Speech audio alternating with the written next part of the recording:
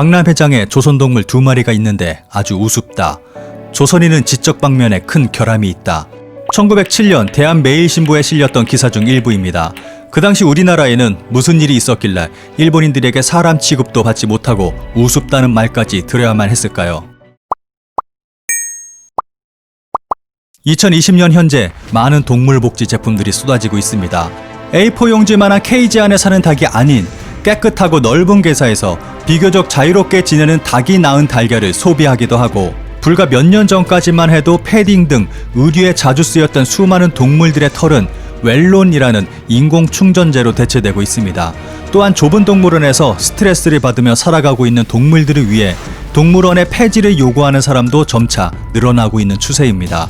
오늘날 많은 사람들은 이렇게 동물들이 조금이라도 편한 환경에서 살아갈 수 있도록 그에 맞는 동물 복지를 구축하기 위해 힘쓰고 있습니다. 그런데 지금으로부터 100여 년 전 조선인 동물원이 있었다면 믿으시겠습니까? 1903년 오사카 내국권업 박람회와 1907년 3월 일본 도쿄 권업 박람회 두 차례에 걸쳐 조선인들이 전시되었습니다. 당시 서양 제국주의 열강들은 그 힘을 과시하기 위해 자신들의 식민지로 삼았던 국가의 유색인종들을 자국 박람회에 전시하곤 했습니다. 이에 일본은 자신들이 메이지 유신을 통해 근대화에 성공하고 본격적인 제국주의 시대를 맞아 동양에서 가장 앞서간다고 믿어 이 박람회를 통해서 자신들의 힘을 전 세계에 알리고자 서양 열강을 똑같이 따라한 것입니다. 서양인이 되고 싶어 하던 일본인들은 서양 제국주의의 비인륜적인 범죄마저 그대로 따라해버린 셈입니다. 메이지 유신과 함께 일본이 주장하는 타라론이 왜곡된 형태로 표현된 것이고, 이는 일본인의 기형적 자아의 표현이라고도 볼 수 있습니다. 당시 도쿄 권업 박람회에는 조선관과 함께 일본의 식민지였던 대만관 등이 조성되었습니다. 조선관은 다른 전시관보다 현저히 규모가 작아 유학생들은 그것만으로도 많이 비참하다고 했을 정도였습니다. 일본은 미래의 식민지가 될 조선의 물품을 전시함으로써 대중들에게 조선이라는 나라가 대충 이렇다는 것을 알리고 조선은 일본보다 열등한 나라라는 것을 각인시키고자 했던 것입니다. 처음에는 조선의 물품을 전시하다가 조선관의 사람들의 발길이 뜸하자 일본은 조선인 남녀를 전시하기에 이르렀습니다. 인종 전시관을 만든 것도 놀라운 일인데 일본은 수정관이라는 곳에서도 조선인들을 전시했습니다. 수정관은 현재 공포체험관 같이 뱀, 거미, 도깨비, 해골 등을 전시해 놓고 많은 사람들이 공포를 즐기게끔 인테리어 되어 있었는데, 전시의 막바지에는 한국인 남녀 2명을 단지 소품용으로 전시해 놓았던 것입니다. 이곳에서 조선인들은 약 20만 명의 일본인 앞에서 조롱과 멸시를 당해야만 했습니다. 이러한 비인륜적인 행동에서 볼 수 있듯이 일본인들은 본격적인 한국 식민지 지배 이전부터 한국인들을 사람으로서 대우하는 것을 거부했다고도 볼 수 있습니다. 앞서 언급했듯이 일본인들은 뱀, 거미, 해골 등과 같이 사람들의 유흥거리와 조선인들을 같은 선상에 놓고 단지 자신들의 재미를 위해 비인륜적 인권 살해를 행했습니다. 이러한 일제의 행동은 당시 조선에 대한 조롱과 멸시 이외에는 다른 어떤 의도도 찾아볼 수 없습니다. 그런데 이러한 일본의 왜곡된 행동은 지금의 혐한으로 이어지고 있고, 지금에 와서는 오히려 일본의 비참함을 보여주는 모습으로 비춰지고 있습니다. 1905년 그 당시 우리나라는 을사조약으로 외교권을 박탈당하고 일본은 우리나라에 통감부를 설치하여 여러가지 내정을 간섭하고 있었을 시기였습니다. 또한 일본은 우리나라의 헤이그 특사 파견 사건으로 인해 이 사건의 책임을 고종에게 물어 퇴위시키고, 이와 동시에 순종이 즉위한 직후인 1907년 한일 신협약을 맺게 해 본격적인 식민 지배에 앞서 한국이라는 나라의 정체성과 주체성을 빼앗고자 했습니다. 이에 우리 국민들은 일제에 강력히 반발했지만 일제는 저항 세력을 고문하고 살해하는 등 그들의 참혹함을 예외 없이 보여줬습니다. 이러한 과정에서 일제는 경제적으로 힘든 삶을 살고 있는 조선인들에게 돈을 주겠다고 속여서 우리한 동물로 만들어버리는 식으로 자신들의 힘을 과시하며 비인륜적인 방식으로 치욕을 준 것입니다.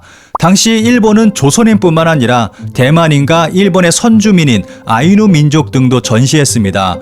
그런데 당시 전시를 당했던 대만은 친일이라는 이유로 일본인들이 매우 좋아합니다. 그리고 아이누 민족은 러시아와의 영토 분쟁으로 인해 일본 정부는 최근 아이누 민족을 일본의 선주 민족으로 공식적으로 인정했고 수백억을 들여서 우포포이 아이누 민족 박물관을 만들기도 했습니다. 이렇게 보면 일본은 아직까지도 한국에 대해서만 감정을 품고 있고 지금은 혐한이라는 모습을 통해서 당시부터 지금까지 지속적인 공격과 멸시의 행동을 보여주고 있습니다. 지금까지 말씀드린 조선인 동물원이라는 역사적 사실을 일본인들은 어떻게 생각하고 있는지 찾아봤습니다. 일본의 대표 검색 사이트 야후 재팬을 통해 검색해본 결과 1907년 도쿄 권업박람회에서의 조선인과 대만인 전시에 대한 기사가 몇몇 나오기는 했는데 일본인들의 댓글은 하나도 찾아볼 수 없었습니다. 지금까지 일본이 보여줬던 역사의 왜곡과 부정을 변함없이 이어가고 있는 듯한 느낌마저 들었습니다. 그런데 이러한 충격적이고도 참혹한 역사가 우리에게조차 잘 알려져 있지 않은 상황입니다. 하지만 이 사건에 대해 일본인들이 분노를 터뜨리는 상황이 벌어졌습니다. 얼마 전 이 참혹한 인권 유린의 행위를 의아하게 패션 브랜드에서 알리기 시작했습니다. 이 기업은 조선인 동물원에 대한 내용을 담은 2개의 그림을 공개했습니다. 짐승이 되어버린 사람들과 짐승 같은 짓을 한 사람들. 누가 짐승으로 보이십니까? 누가 봐도 한 사진은 남녀가 한복을 입은 채 일본 군중들에게 둘러싸여 있는 조선인 동물원을 뜻하고 있는 듯합니다. 그런데 또 하나의 그림은 무엇일까요? 시선을 우리 안에 갇힌 조선인의 시선에서 본다면 이해가 되실 겁니다. 철장 속에서 키모노, 양복을 입고 조선인들을 비웃고 있는 사람들이 바로 일본인입니다. 일본은 조선인을 짐승으로 취급하며 우리 안에 가두어 버렸지만 사실상 이런 말도 안 되는 짓을 한 일본인이 철창 속에 갇힌 짐승이라고 표현한 것입니다. 그럼 앞서 말했던 짐승이 되어버린 사람들과 짐승 같은 짓을 한 사람들, 누가 짐승으로 보이십니까? 에 대한 문구가 어떤 의미인지 이해가 가실 겁니다. 라카이 코리아는 조선인 동물원의 실체를 통해서 조선인은 일본인에 의해 미개한 민족, 열등한 민족이라는 조롱을 당했다는 것과 이 외에도 수많은 아시아인들을 전시품으로 삼았다는 것을 알렸습니다. 그리고 이 프로젝트는 태극기가 각인된 모든 상품 페이지 가장 상단에 노출하고 있습니다. 라카이 코리아의 대형 프로젝트에 등장했던 태극기 각인 상품은 매번 일본을 화나게 했던 상징입니다. 태극기를 각인한다는 것은 일제의 만행을 두고두고 잊지 않겠다는 것과 우리의 독립을 위해 싸우시고 일제에 희생당하신 분들을 잊지 않겠다는 2가지의 의미를 두고 있습니다. 그리고 일본의 우길기는 하켄크로이츠와 같은 반인륜적 의미를 가지고 있는 반면 태극기는 우리 민족의 밝음과 순수, 평화 등을 상징하고 있어 더 큰 의미를 지니고 있습니다. 다사다난했던 올해 라카이 코리아는 올 한 해에 대해 손편지를 작성하여 올렸습니다.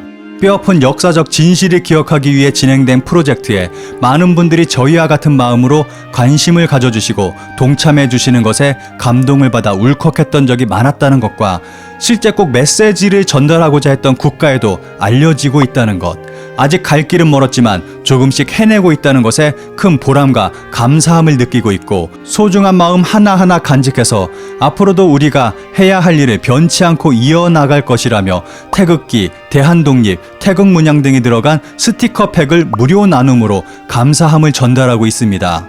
국가 차원에서 혐한을 조장하고 있는 일본의 모습을 보고 있으면 역사의 진실을 알리는 길은 아직도 먼 것 같습니다.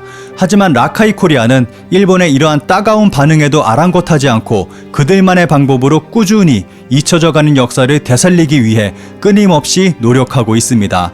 역사를 알리는 프로젝트와 동시에 역사적 의미가 담긴 디자인을 제품에 녹여내서 출시하는 것뿐만 아니라 그 수익금의 일부를 우리 주변 관심이 필요한 곳에 후원하는 등 우리가 평소에 생각만 하고 실천하지 못하는 일들을 하고 있습니다. 한 해의 마지막 달을 보내고 있는 지금, 내년에는 이와 같은 기업이 더 많이 생겨나길 희망합니다. 올 한 해 아프고 슬펐던 일들 모두가 치유되고 내년에는 더 좋은 일들만 생겨나길 기도합니다.